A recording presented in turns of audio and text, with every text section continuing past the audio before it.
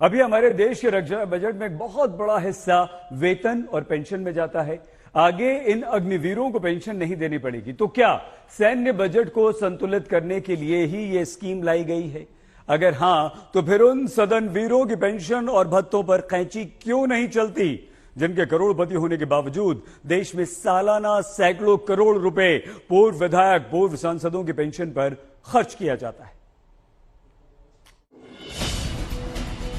आपकी TV screen पर एक तरफ सेना में भर्ती के लिए जाने वाले युवा हैं, जो राष्ट्र सुरक्षा का एहसास हमेशा देते आए, क्योंकि उन्हें उनके परिवार और भविष्य की सुरक्षा का भरोसा हमेशा रहा। अब नई योजनाओं में युवाओं के मन में भरोसे का संकट दूसरी तरफ राजनेता है, जिनकी भविष्य की राजनीति और समाज सेवा का चाहे अता पता भी न रहे, लेकिन इनके भविष्य की सुरक्षा का भरोसा हमेशा इनके पास रहता है। 4 साल के लिए एक नए सैनिक को ले रहे हैं, उसके बाद इसको भी रिटायर कर रहे हैं। तो एक विधायक है, वो 5 साल के लिए रह रहा है, उसको उसके बाद मिल रहा है पेंशन। अग्निवीर 4 साल देश सेवा करने के बाद पेंशन के हकदार नहीं रहेंगे, लेकिन सदन वीरों की स्थिति देख लीजिए। लोकसभा के 3580 पूर्व सांसदों को अभी पेंशन दी जा रही, जबकि 268 पूर्व सांसदों के निधन के बाद उन पर आश्रित पेंशन पा रहे हैं। राज्यसभा के 508 पूर्व सांसद पेंशन ले रहे हैं, जबकि राज्यसभा के 219 पूर्व सांसदों के आश्रितों को पेंशन दी जा रही है। 2017-18 के आंकड़ों के मुताबिक देश में जहां पूर्व सांसदों की पेंशन पर हर महीने 58 करोड़ रुपए खर्च हो रहे थे, 2018-19 में पूर्व सांसदों की पेंशन पर खर्च बढ़कर 70 करोड़ 50 लाख रुपए प्रति महीने हो गया। साल का हिसाब आप खुद लगा लीजिए, कितना पैसा पूर्व सांसदों की पेंशन पर जा रहा है।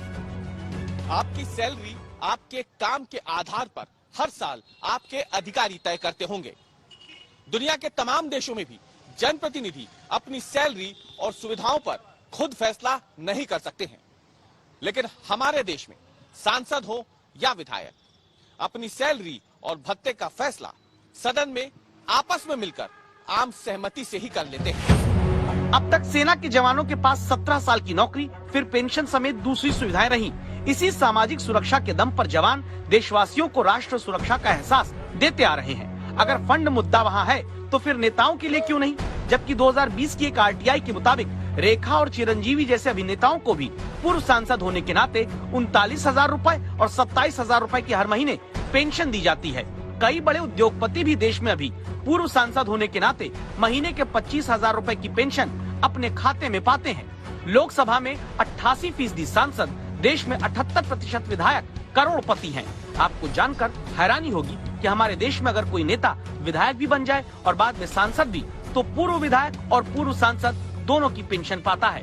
विधायक अगर सांसद बन जाए तो सांसद होने की सैलरी भी उठाता है, पूर्व विधायक होने की पेंशन भी।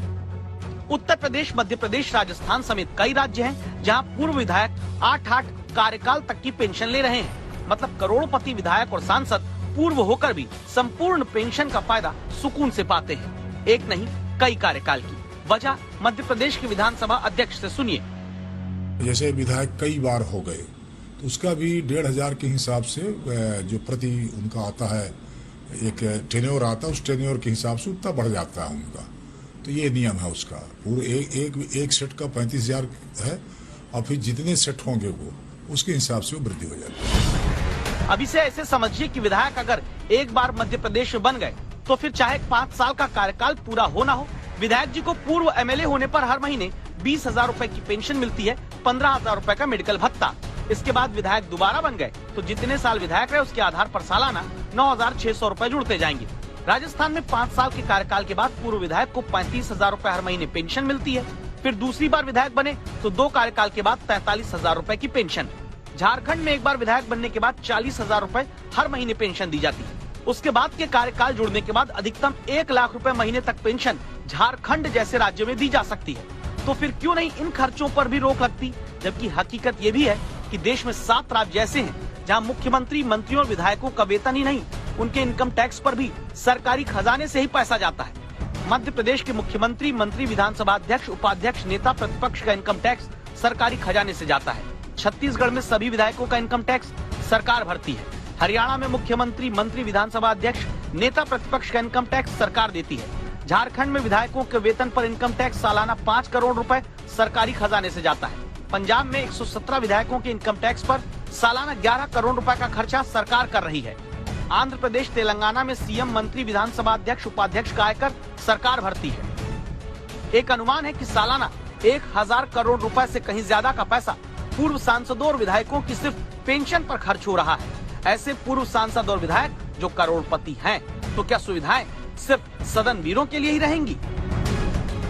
आज तक ब्यूरो।